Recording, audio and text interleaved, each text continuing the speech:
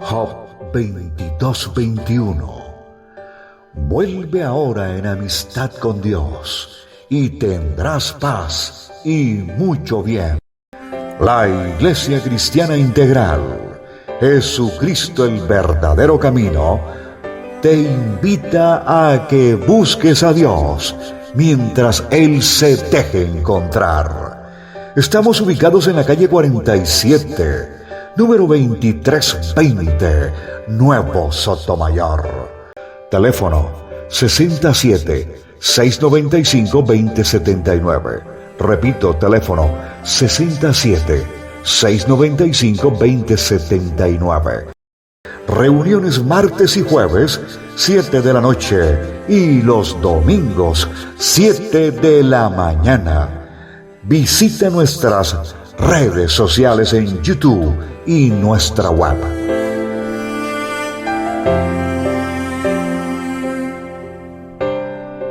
Leamos lo que dice Éxodo 12:2.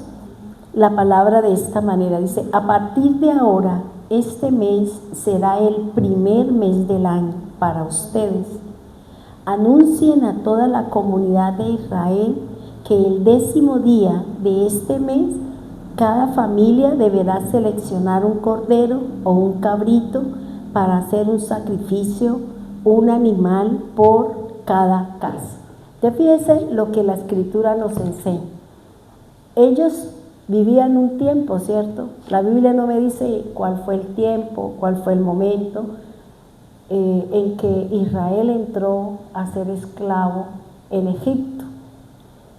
Por eso aquí el Señor dice, bueno, como vamos a iniciar, como vamos a comenzar, vamos a partir de hoy. A partir de hoy las cosas van a ser de esta manera. A partir de este momento yo voy a tomar esta decisión. A partir de este instante voy a cortar con esto y con esto y voy a empezar un nuevo caminar con el Señor. Entonces uno empieza como a darle vueltas y a sostenerse en esa decisión, en ese anhelo, en ese deseo de cambiar, en que seamos mejores para el Señor. Y por eso uno dice, no, es que llevamos tantos años en el Señor. ¿Por qué? Porque tenemos un récord, ¿cierto? Nos acordamos de que cierta fecha alguien nos habló del Señor y nosotros creímos en Él. Y a partir de ese momento nosotros iniciamos una tarea, iniciamos una batalla, iniciamos una lucha. ¿De qué? De salirnos de un estilo de vida, de unos modos, de unas creencias, de una cultura, hasta de una forma de hablar. ¿Para qué? Para tener algo que nos identifica que somos del Señor. Porque así como la palabra de Dios nos enseña que los discípulos del Señor, las personas lo identificaban que era de Él por la forma de hablar. Y muchas veces a nosotros la gente nos dice, usted es creyente, usted es cristiana. ¿Por qué? Por nuestra forma de expresarnos, ¿cierto? Por la manera como nosotros decimos las cosas. Por eso el Señor ha venido trayendo un cambio en nosotros. Cuando Jesús vino, hizo su obra, el mundo empezó a decir antes de Cristo o después de Cristo. Y esa es la forma como podemos determinar que antes habían unas cosas y después de que se cumplió la profecía, se cumplió la palabra del Señor, se dieron otras cosas. Dice, también se le entrega unas responsabilidades para dar inicio a algo que es muy importante en nuestro proceso de fe. Fíjense que aquí me llamaba la atención esta parte, porque estudiando la fe en pie de cuesta, estudiando la fe, hemos encontrado grandes cosas que tienen que ver con la fe. Y nosotros decimos fe y nosotros nos vamos a un contenido. Fe es esto. Ay, fe es aquello. ¿Por qué? Porque conocemos un contenido. Pero cuando uno empieza a analizar y uno empieza a estudiar, uno se da cuenta que la fe no es solamente que usted diga que la fe es la certeza de lo que usted espera, de lo que no se ve, sino la fe, aquí el Señor me decía, la fe se edifica. Tenemos que edificarnos en fe. Y para edificar nuestra fe, tenemos que pasar por pruebas. Yo construyo mi fe. ¿Y cómo la construyo? A través de las pruebas, a través de las dificultades, a través de los sufrimientos. Yo no puedo decir, tengo fe, porque si una persona acaba de llegar al Señor y viene siendo atea, no va a decir, tengo fe. No. La persona tiene que empezar a desarrollar su fe. La persona tiene que empezar a construir su fe. Y para ello tenemos que vivir situaciones. Tenemos que pasar por circunstancias. ¿Para qué? Para que lo que dice la fe y dice lo que estudiábamos en Piedecuesta el sábado con respecto a la fe, y dice que por la fe Abraham entregó a su hijo. Entonces, fíjese que él dice por la fe él entregó. Pero ¿cuándo hubo fe en Abraham? Cuando Dios le cumplió la promesa, cuando Dios le dio su hijo. En ese momento él creyó en Dios. Si yo no vivo situaciones, si a mí Dios no me cumple las promesas, ¿será que yo tengo fe? No puedo tener fe. Por eso la fe el Señor todos los días la tiene que construir, nos tiene que edificar. Tenemos que ir pasando por dificultades para ir creciendo en fe, de gloria en gloria, de gracia en gracia. Por eso lo que antes teníamos en el Señor de pronto era muy vago, pero ahora que tenemos un tiempo en el Señor, tenemos promesas, tenemos cosas que Dios nos ha cumplido y por eso nosotros confiamos en Él. Pero fíjese que hay momentos, hay situaciones que estamos viviendo y se nos olvida. Perdemos la fe o no perdemos la fe, dudamos de la situación que Dios me pueda responder. Por eso dice, la fe se edifica o se construye mediante las pruebas. Pero ¿cómo yo construyo mi fe? ¿Cómo yo edifico mi fe? En el tiempo de la espera, ahí es donde el Señor empieza y me pasa por acá, me pasa por allá, me pone aquí, me sube allá. ¿Para qué? Para que yo fundamente mi fe en el Señor. Para que yo fundamente eso. Por eso dice que la fe es la espera de lo que usted no ve, pero que sabe que Dios se lo va a dar. Porque la fe tiene que ver con la paciencia. La fe, el Señor lo que está haciendo en nosotros es desarrollando un don, y es el don de la fe. Está desarrollando en cada uno de sus hijos el dominio propio. Y eso lo va haciendo en la medida en que nosotros vamos pasando por pruebas, en la medida que nosotros vamos pasando por dificultades, en la medida en que nosotros vamos viviendo situaciones, yo voy creyendo en Él, en el Señor, porque Él ya me lo dio. Por eso Abraham entregó, y dice que él estuvo dispuesto ¿a qué? A entregar a su hijo, porque sabía en quién él había confiado. La fe es disponerme, es saber esperar algo que Dios me prometió, y que ese tiempo de espera, ese tiempo en que Dios me dio la palabra y se cumpla la promesa, en esos tiempos van a vivir situaciones. En esos momentos vamos a pasar por dificultades. Pero uno dice, yo sigo, Dios me lo dio, Dios me lo prometió, Dios cumple, Dios no es hijo de... Entonces empezamos como decía Glorita, ¿no? a traer, a confesar palabra, a confesar palabra. Y cuando confesamos palabra y cuando sacamos la palabra de nuestro corazón, es donde nosotros nos empezamos a hacer uno solo con el Señor y empezamos a construir nuestra fe. Viví esta situación, ahora sé que el Señor me escucha. Pasé esta dificultad, yo sé que siempre me oye. ¿Por qué? Porque la fe se construye, la fe se edifica mediante las pruebas, mediante el sufrimiento, mediante las situaciones. ¿Sí me hago entender? Fíjese que dice, y el tiempo de espera, ese tiempito entre la promesa que Dios nos dio a nosotros y el cumplimiento, en ese tiempo de espera es donde el Señor nos va a edificar, es donde el Señor nos va a enseñar dominio propio, nos va a enseñar a tener fe, nos va a enseñar a que debemos de buscarle para que Él obre, para que nosotros podamos hacer, o como dice la Escritura, que el Señor, por medio de las manos de Pablo, Él hacía milagros. Él resucitó a aquel chico que se cayó del tercer piso porque se quedó dormido. Entonces fíjese, Pablo sufría, Pablo vivió situaciones y cada una de ellas le llevaba ¿a qué? Porque iba a ser un milagro, porque se iba a enfrentar a una dificultad. Pero para poder saber que en medio de la dificultad, en medio de la adversidad, Dios está conmigo, yo tengo que esperar, yo tengo que edificarme, yo tengo que colocarle el soporte, el cimiento, que es la palabra de Dios.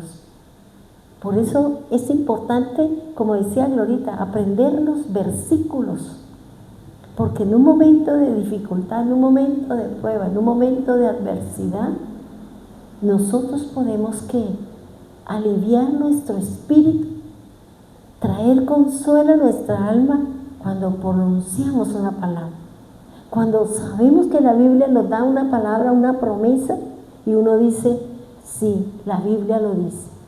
Dios lo habló, Dios me lo dijo y yo espero. Entonces, ese construir de mi fe, esa situación es lo que me va a llevar a mí a ser una persona de fe.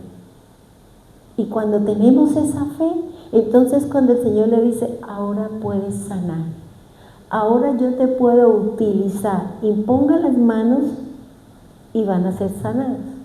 No yo, sino es el poder de Dios, porque las cosas las hace Dios. Los milagros solamente son del Señor, y Dios es el único que sabe en qué momento y en qué situaciones Él va a obrar y va a hacer sus milagros. Por eso aquí lo que el Señor está diciendo, fíjese, el líder Moisés duró 40 años en prueba. La Biblia, uno puede pensar muchas cosas de las que pudo haber pasado este varón de Dios. Tantas situaciones. El pueblo pasó el mismo tiempo de situaciones que pasó el líder. El pueblo duró 40 años también en situaciones, en circunstancias. ¿Por qué? Porque el líder y los discípulos, ni los discípulos son mayores, ni ninguno de nosotros somos mayores. Todos somos iguales. Y todos vamos a vivir las situaciones. Y todos vamos a pasar por dificultades. No quiere decir que porque yo soy, entonces a mí el Señor me va a llevar en coche. No. Porque lo que yo viví, el pueblo también vivió. El pueblo pasó pruebas de desierto. El pueblo pasó una prueba de serpiente por ponerse a hablar. El pueblo vivió en sed. El pueblo pasó muchas dificultades. Fueron 40 años. El Señor haciendo ¿qué? Mostrando y enseñando el carácter y enseñándole a un pueblo rebelde que había un Dios que siempre estaba con ellos. Por eso, cuando uno lee la Escritura, siempre el Señor le dice al profeta, sea Ezequiel, sea Jeremías,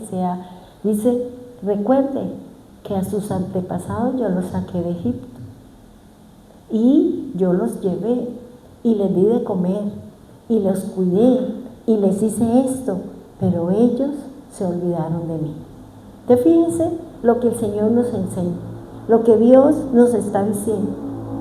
Si nosotros vivimos situaciones, el pueblo también, porque no hay, para Dios no hay grandes ni hay menores, para Dios todos somos iguales. Dios a todos nos trata por igual, hermano. Que usted se crea el nene de Dios o la reina de Dios es su problema, es su concepto, pero ante los ojos de Dios todos somos iguales.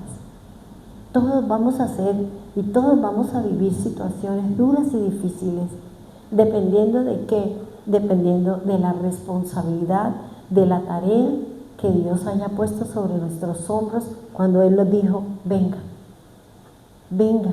Y nosotros dijimos, sí, claro. Y seguramente no nos imaginábamos todas las situaciones que íbamos a vivir o vamos a pasar por caminar con el Señor. Reciba a Cristo, usted tiene casa, carro y beca y dinero y de todo. Y las cosas no son así. Las cosas no son así, hermano. Estar con el Señor no es nada fácil. No es fácil estar con el Señor. Por eso dice el Señor que es para valientes. Para cobardes no. Para los que en las primeras de cambio nos devolvemos, no le servimos al Señor. Entonces, fíjense que aquí el Señor nos está diciendo, todos estamos viviendo situaciones en la salud, todos estamos pasando de pronto en la parte económica, en un problema familiar, alguna situación estamos viviendo nosotros. Pero ¿qué nos corresponde? Orar, mantenernos unidos, beber de la copa de acá, de esta palabra que es el contenido, es la palabra que Dios nos ha dado, que es la que nos va a sostener en medio de la prueba, en medio de la dificultad, en medio de la adversidad.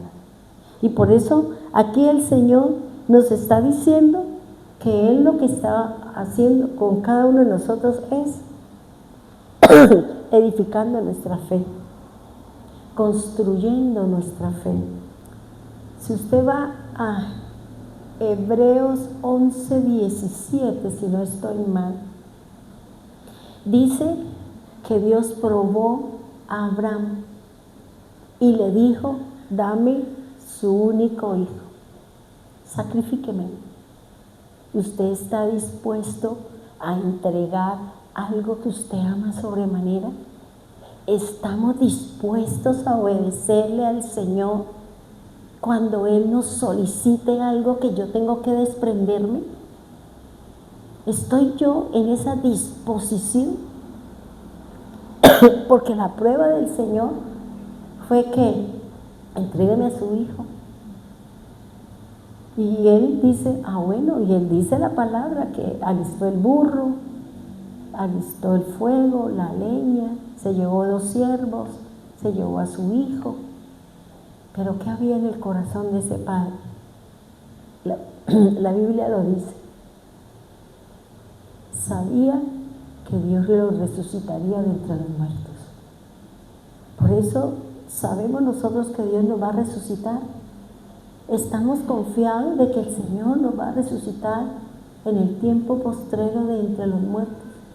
Sabemos y estamos seguros que nosotros vamos a ser transportados o transpuestos de la tierra a un sitio donde el Señor nos va a guardar de la ira del Cordero de Dios.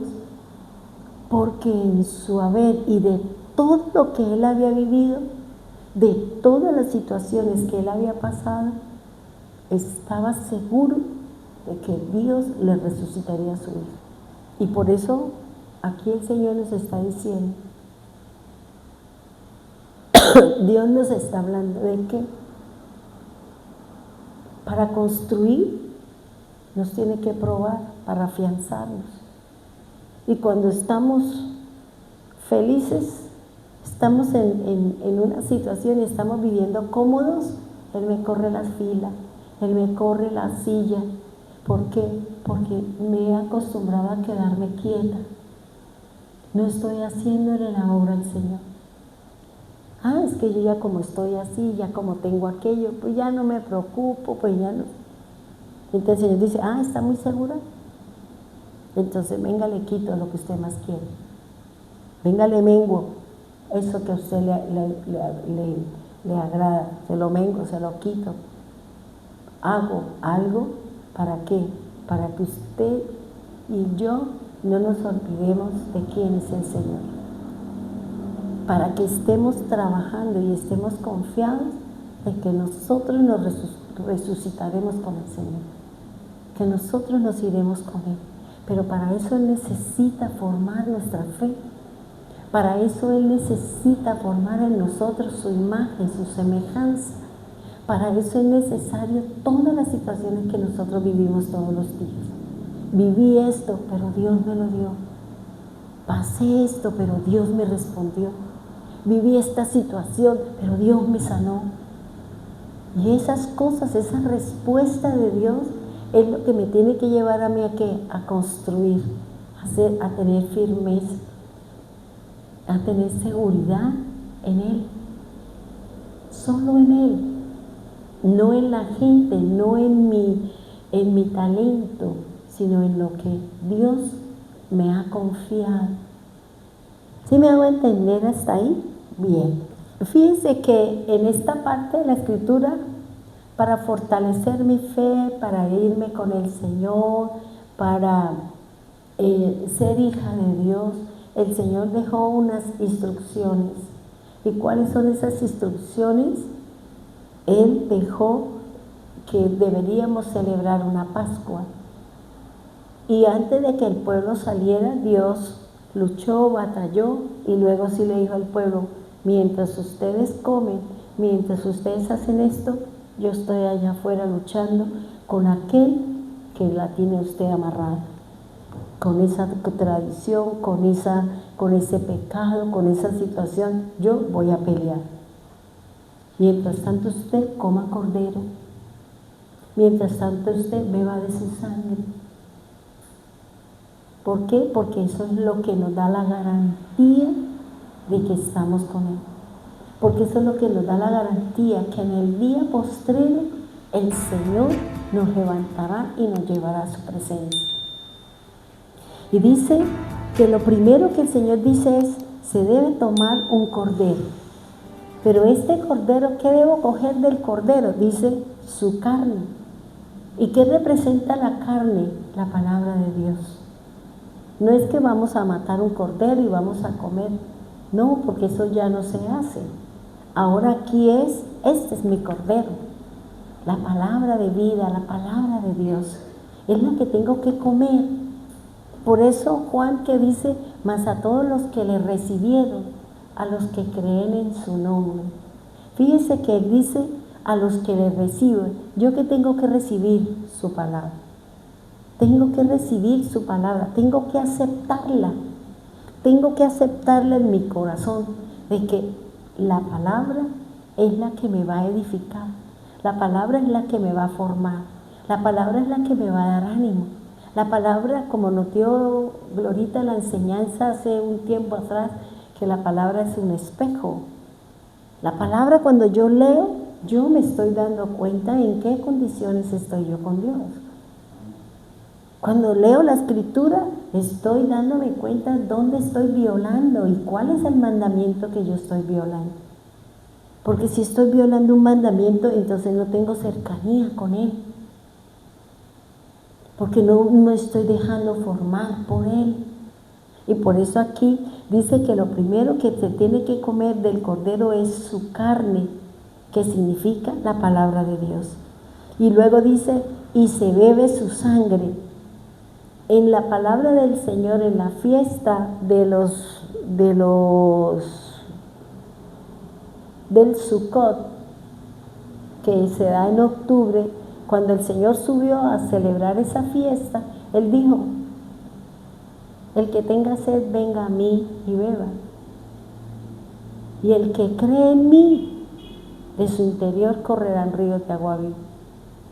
Para yo beber de las aguas, beber de la sangre del Señor, debo de creer en la obra del Señor. debo de creer en su palabra. Y creer en su palabra no es decir, sí, yo creo. No, es que usted la obedezca. Creer en la palabra del Señor es que la pongamos por obra. Porque si no estamos llevando a cabo la palabra, usted no está creyendo en la palabra. Y no estamos siendo formados, ni edificados, ni estructurados en la fe. Y tampoco tenemos poder. Tampoco tenemos autoridad. Porque en el nombre del Señor es que podemos echar fuera demonios. En el nombre del Señor podemos hacer sanidades, como dice el Señor. Y eso es lo que está diciendo aquí el Señor. Bebe de su sangre. ¿Qué quiere decir? Debemos de aprender a creer en la obra del Señor. Y cuando yo creo en la obra del Señor, entonces, ¿qué me está dando a mí el Señor? Por aceptar, por recibir, por dar, como dice el Señor, a los que le recibieron. Si yo acepté al Señor, si yo acepto que Jesús es el Hijo de Dios, que Él vino y hizo una tarea, dice que Él me da una potestad de ser hecho Hijo de Dios. ¿Y qué más me dice el Señor? Y que ese recibir y ese creer me da la opción que todos queremos, la vida eterna. El Señor dice, no todo el que diga Señor, Señor entrará en el reino, ¿cierto? El diablo cree, pero él tiene algo, si tiembla ante la presencia de Dios. Nosotros ni temblamos, pasamos por encima, porque así somos nosotros. La palabra de Dios dice que el diablo cree en el Señor y tiembla ante su presencia y su palabra, sino porque le dijo el demonio al Señor, sé que eres el Hijo de Dios, ¿por qué viene a atormentarnos? No es el tiempo de que usted acabe con nosotros, porque el diablo sabe, el que cree en el Señor y que Él era el Hijo de Dios y que la obediencia a todo lo que el Padre le ha mandado hacer era lo que le daba autoridad para poderlo sacar de donde Él se había anidado. Y dice la Escritura que el Cordero representa al Mesías. Y vuelvo y le repito lo que le dije en la enseñanza pasada. Dice, este Cordero cada miembro debe tomar y luego debe ser compartido con la familia. Fíjense que el Señor habla, yo debo comer del Cordero, yo debo creer en el Cordero. Mi familia debe creer, pero el Cordero debe ser uno solo, debe ser el Mesías, debe ser la obra del Señor. Y seguramente en nuestras casas no todos creen en el mismo Cordero, algunos creen, sí, saben de Jesús, pero su fe está puesta en otra cosa. Está puesta en una virgen, o está puesta en un santo, está puesta en los muertos, está puesta en algo diferente, pero no, la base de su fe no es Jesús. Y fíjense que aquí me llamaba la atención una historia, algo que leí y que me pareció muy interesante y me pareció muy bonita. Y que aquí nos tiene que servir como base para que nosotros empecemos a darnos cuenta qué tan importante es cuando en casa hay dos que tienen el mismo Cordero, que reciben la misma palabra, que caminan bajo la misma fe, que creen en el mismo Señor. No hemos entendido y seguramente no habíamos visto qué tan importante es que si yo tengo al Señor y tengo a mi hijo, o tengo a mi hermana, o tengo a mi tío, o tengo a mi mamá, o tengo a mi papá, que tienen la misma fe en ese Cordero, no nos alcanzamos a imaginar el poder que tiene eso para Dios. ¿Por qué? Mire, pero tomo y aquí se lo quiero analizar. ¿Qué tan importante es que nosotros creemos en el Mesías? Mire, leyendo el Evangelio de Juan, y me llamaba la atención esto, o sea, cuando el Señor llamó a Moisés, que era el menor, lo llamó para que dirigiera la salvación y le puso a su hermano. Y él le dijo, ve a Moisés, ellos lo van a ver como si usted fuera un Dios. Y Aarón es profeta. Yo le voy a decir a usted qué debe hacer y entre los dos van a hacer la obra. Fueron hermanos y los dos trabajaron para el mismo propósito. Ahora mire acá esta historia tan bonita que hay en la palabra de Dios. Cuando Juan el Bautista estaba bautizando, los dos discípulos, dos de los discípulos que seguían a Juan era Andrés y era Juan. Juan el evangelista o Juan el que después vendría a ser el discípulo amado. Y fíjese que Andrés estaba ahí con Juan el Bautista, mirando cómo bautizaba, mirando y escuchando cómo enseñaba acerca del arrepentimiento, cómo enseñaba, cómo bautizaba y decía, arrepiéntase y conviértase, porque el reino de los cielos se acerca. Ahora, fíjese que cuando uno lee esa historia en Juan y creo que es en Lucas donde está más presentable, o es en Juan, no recuerdo, pero cuando Juan el Bautista ve al Señor, ahí estaba Andrés con Juan el Bautista.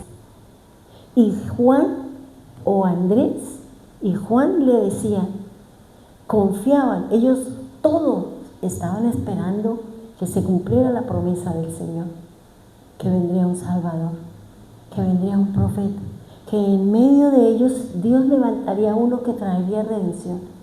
Y ellos venían clamando y orando para ser liberados ¿de quién?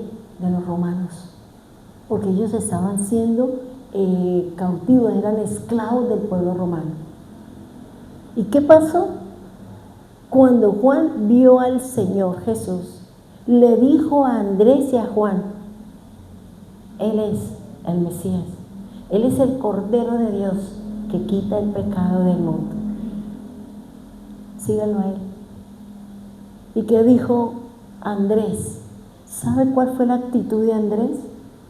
Dice que Andrés y Juan se fueron detrás del Señor. Dejaron a Juan el Bautista. ¿Por qué? Porque él le dijo, yo no soy el Mesías. Yo no soy el que lo voy a liberar. Yo no soy el que voy a hacer esto. Es Él. Entonces ellos dijeron, no, yo me quedo aquí porque es mi amigo, porque no. Chao amigo, chao Juan, gracias por el bautismo, gracias por decirme la verdad, que Él es mi Salvador, que Él es mi Mesías, que Él es mi Redentor. Y dice la palabra que Él se fueron detrás del Señor. Y el Señor se volteó y le dice, ¿y ustedes qué buscan? Y dice, nosotros queremos saber usted dónde mora, porque nosotros queremos estar ahí. Y dice que el Señor dice, camine y le muestro. Y se fue. Y pasaron un tiempo con el Señor y el Señor les habló y el Señor les dijo.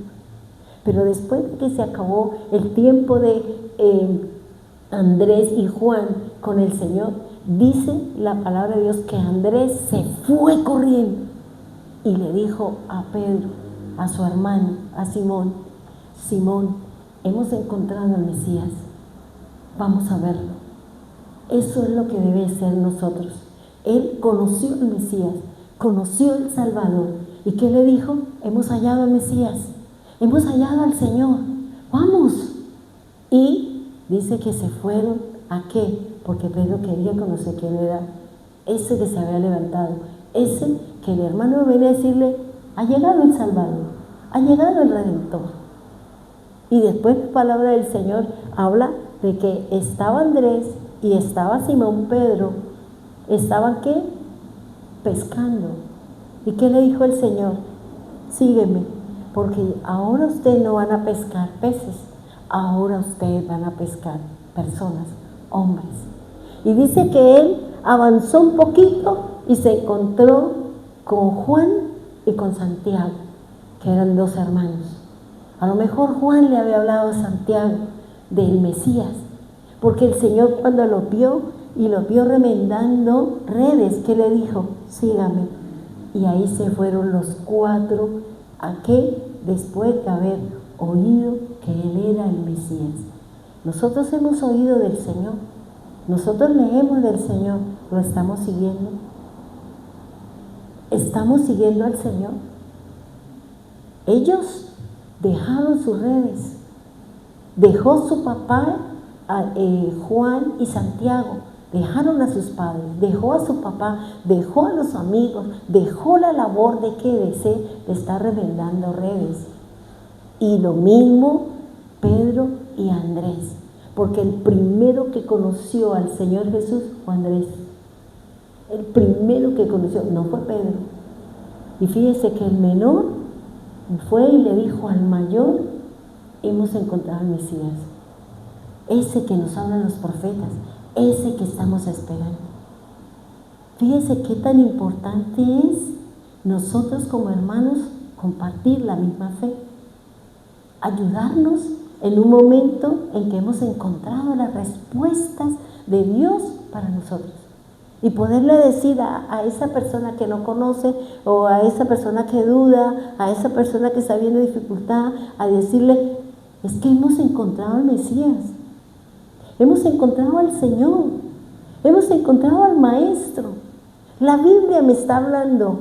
Venga, esta es la palabra, esta es la acción, esta es la actitud, este es el camino que yo debo de seguir. ¿Para qué? Para que yo pueda seguirlo. Y fíjense que el Señor le dice: usted es Simón. Sí, Señor. Ahora no eres Simón, ahora eres Pedro.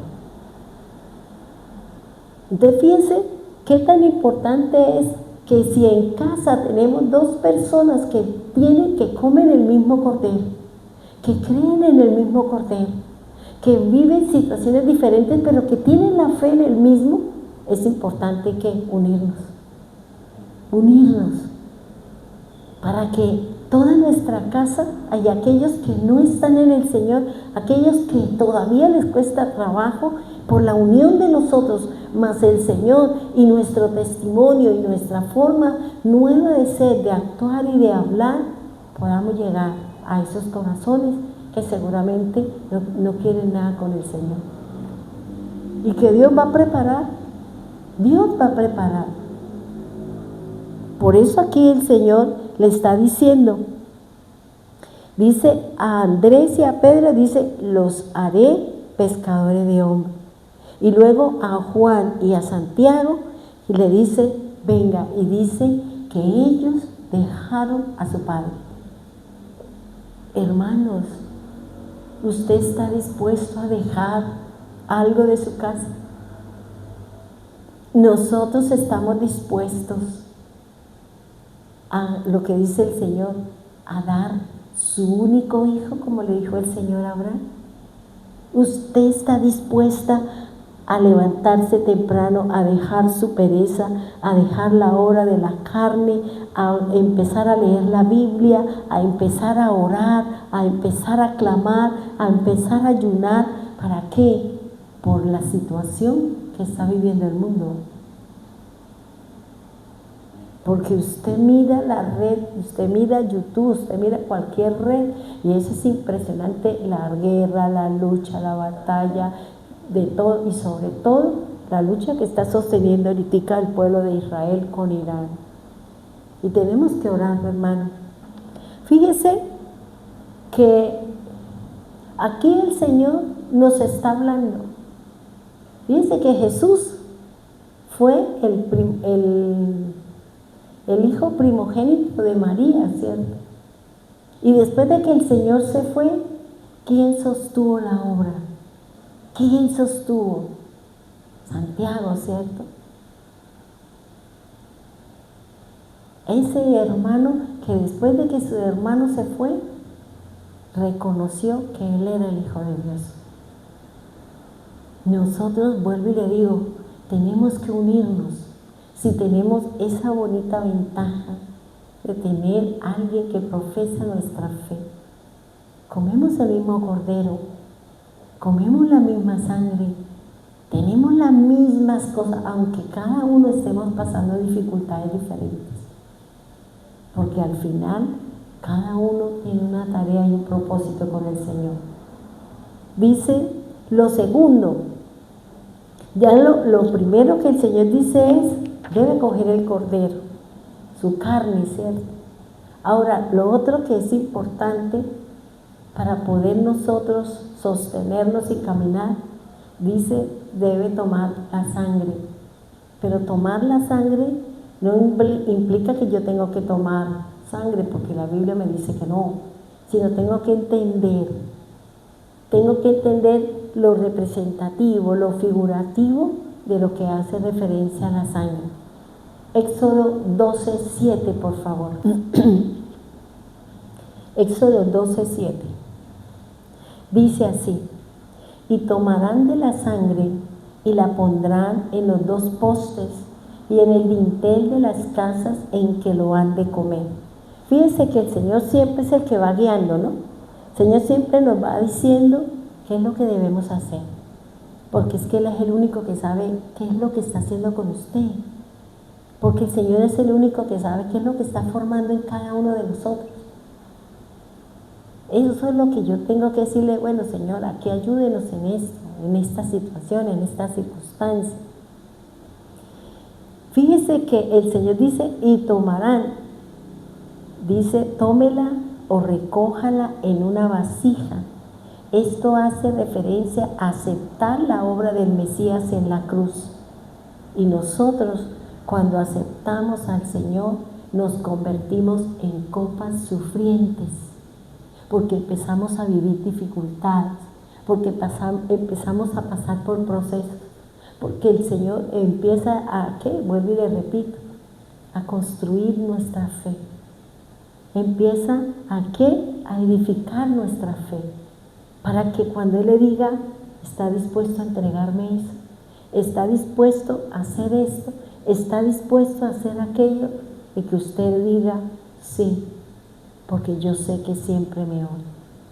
Sí, porque yo sé que en el día el Señor nos resucitará. Entonces fíjese que a veces Dios nos va a pedir eso que tanto queremos, eso que tanto nos gusta. Y fíjese que al final el Señor, ¿qué le dijo a Abraham? Le cambió. A lo que vio que Abraham estaba dispuesto a entregar a su hijo, sacrificarlo para Dios, ¿qué hace el Señor? Lo detiene y le pone un carnero. Hace la sustitución.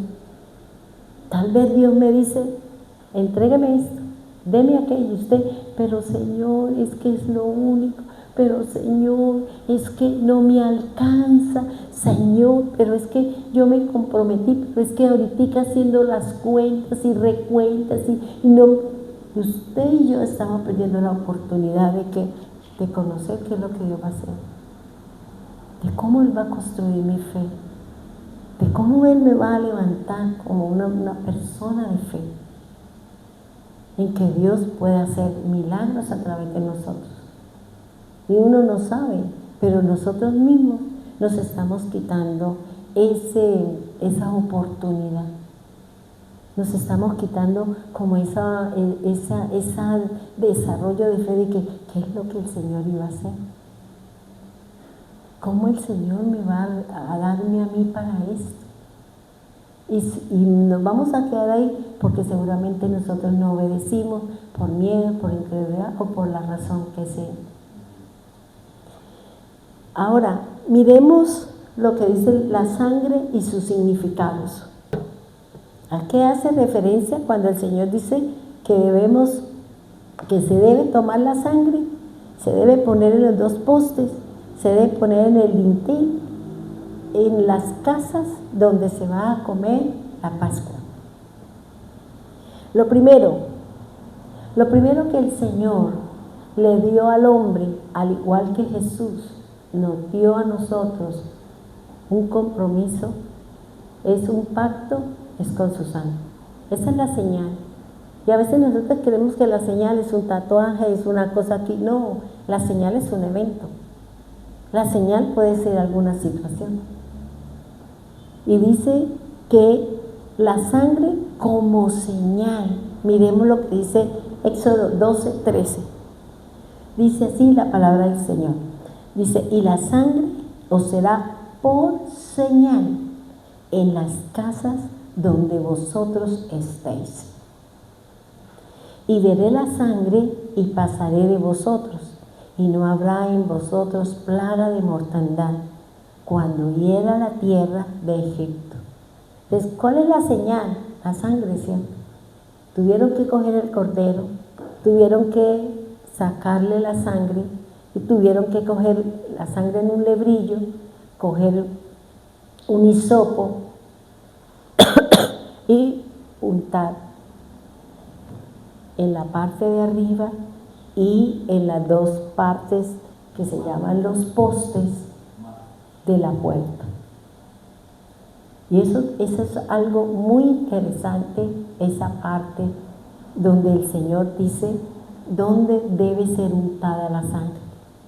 Y cuando pase el juicio de Dios, cuando venga el ángel de la muerte a enjuiciar, dice la Escritura que la casa que estaba untada de la sangre, el ángel de la muerte no entraba ahí.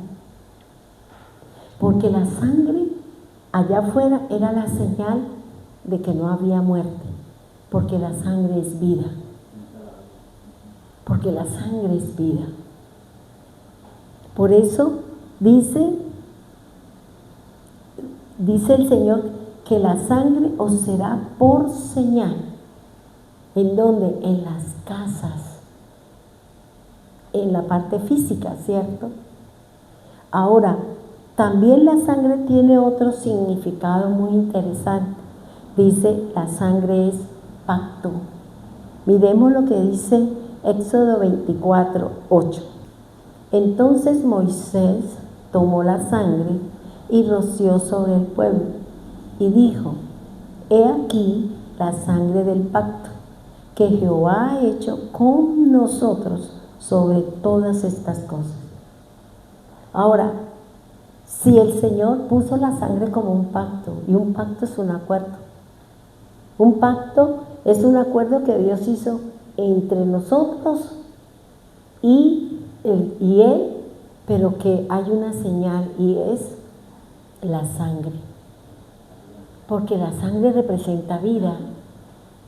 Y si yo mantengo mi fe en el Señor, pues eso es lo que me va a dar la vida eterna. Porque por la fe nosotros vamos a ser salvos. Por la gracia nosotros vamos a ser salvos. Por eso el Señor dice, es un pacto. Un pacto, dice, que tomó Moisés la sangre y la roció sobre el pueblo. Moisés cogió y primero roció lo que se llama el libro, el altar, y luego con lo que quedaba, ¿él qué hizo? Roció todo el pueblo. O sea que esa acción que hizo Moisés y que la sangre cayó sobre todas las personas fue lo que llevó a que ese pacto, a que esa obra, esas personas, que dice el Señor, Dios estaba con ellos. Si yo creo en la sangre, si yo creo en la obra del Señor, eso me va a servir a mí como plataforma, me va a servir a mí como estandarte, como cimiento, ¿para qué? Para poder ser salva. Y como la sangre cayó sobre mí, hay algo muy bonito y dice que cuando la sangre cae sobre mí, entonces yo soy inocente. Por eso el Señor dice que nosotros somos inocentes de todas las cosas.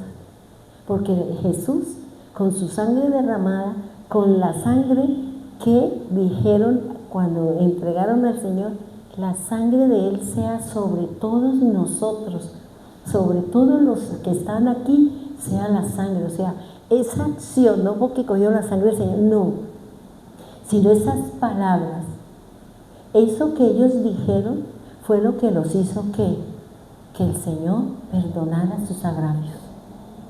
Igual que el Señor hizo con el pueblo de Israel. Él sí cogió la sangre y roció a todo el pueblo de Israel. Y eso llevó a que todos ellos fueran inocentes de los pecados.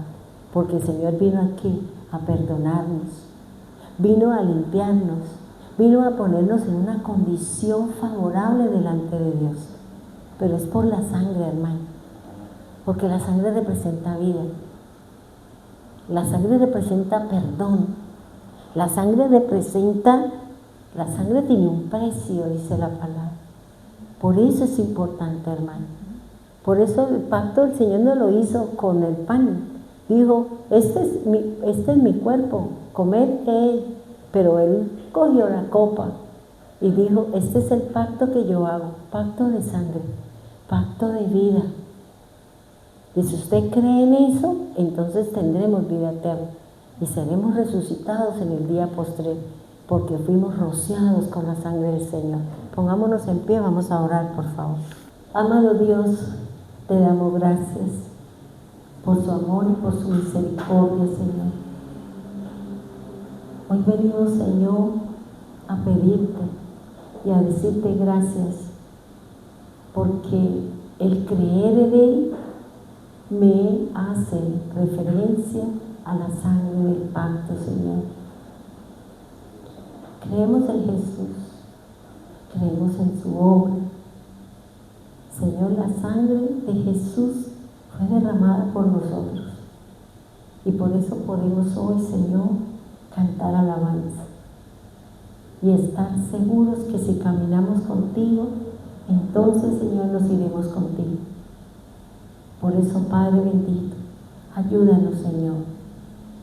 Ayúdanos a que cada situación que estamos viviendo, cada circunstancia que estamos pasando, hoy entendemos que tú vienes edificando nuestra fe, porque vendrá un tiempo de prueba fuerte, como le pasó a Abraham, Señor, donde tú le pediste a su hijo, su único hijo, Señor, y él no dudó, él no lo cogió, no lo quiso entregar, él estaba dispuesto, dice la palabra, y dispuso su corazón para que fuese probado, dice la Escritura. Señor, gracias por la obra de Jesús. Gracias por lo que cada uno de nosotros estamos viviendo. Gracias por este tiempo, Señor, de que estamos pasando una enfermedad, estamos pasando una necesidad, estamos viviendo situaciones, Señor. Hoy entendimos que tú estás estructurando nuestra fe, tú estás desarrollando en nosotros un don de poder, la fe, esa fe en la cual hay salvación, porque por la fe somos salvos, porque por la fe somos redimidos, por la fe tú nos mirarás con gracia, Señor. Por eso tú vienes formando y estructurando, construyendo nuestra fe, fe en ti, Señor, fe en su sangre, fe en la palabra. Por eso ayúdanos, Señor, porque tal vez todo este tiempo de prueba, Señor, tal vez nos hemos sentido desanimados, tal vez nos hemos sentido tristes, tal vez hemos creído que tú no nos has escuchado, porque antes pedíamos y tú nos dabas, ahora te demoras, Señor, y hoy entendemos, Señor, que tú vienes edificando nuestra fe, tú vienes edificando nuestra fe, estructurando nuestra fe, Señor. Gracias por este tiempo de espera, Señor. Sí, es cierto que en algunos momentos nos hemos sentido desilusionados, nos hemos sentido que tú no nos escuchas y de pronto hemos dejado de leer la Escritura, nos hemos desanimado y por eso, Señor, no hemos venido, no hemos cumplido, no hemos seguido, Señor, porque hay desánimo, porque hay incredulidad. Por eso ayúdanos, Señor, a ser esos hombres y mujeres de fe de la que nos habla la palabra. La de Sara, la de Ana, la de cada una de estas mujeres y varones, Señor, que vivieron procesos duros para que luego fueran usados, Señor, para que luego tú hicieras grandes maravillas, Señor, con esos hombres y mujeres de fe. Ayúdanos, Señor. Ayúdanos, Dios, en estos momentos duros y difíciles. Permítanos, Señor, estructurar nuestra fe. Ayúdanos, Señor, a nuestro país. Nuestras dificultades, Señor. Estamos a la deriva, Señor. Estamos siendo guiados por alguien, Señor, que no tiene amor en su corazón. Que no hay nada, Señor. Pero tú, Señor, vendrás y también harás su juicio y su justicia, Señor. Ayuda al mundo, Señor. Porque cuando vemos todo lo que está pasando, lágrimas salen de nuestros ojos, de ver cómo el mundo se destruye, de ver cómo los países se destruyen, de ver cómo las situaciones se están viviendo, Señor. Y sentimos de que el hombre perdió el amor a ti, el temor a ti, por tanto no ama tampoco a su hermano. Son los amadores de sí mismos, que lo único que les interesa es la fuerza, el poder y el dinero, Señor. Por eso tú dices en tu palabra, Señor, que el dinero es la raíz de todos los males. Por eso ayúdanos, Señor, en estos momentos, en donde cada uno de nosotros estamos siendo pasados por agua, Señor. Estamos en horno de fuego, Señor. Estamos viviendo dificultades, Señor.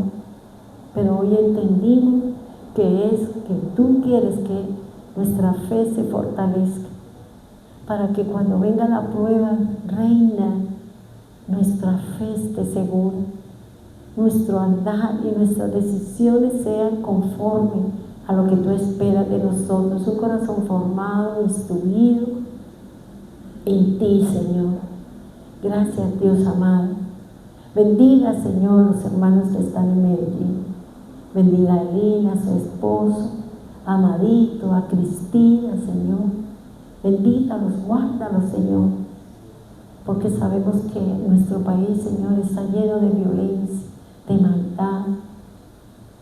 Por eso, Señor, guarda a nuestros hijos, rodéalos de ángeles, Señor, para que sean guardadas sus vidas y sus bienes, Señor. Oramos también por nuestros hermanos en Bogotá, Señor.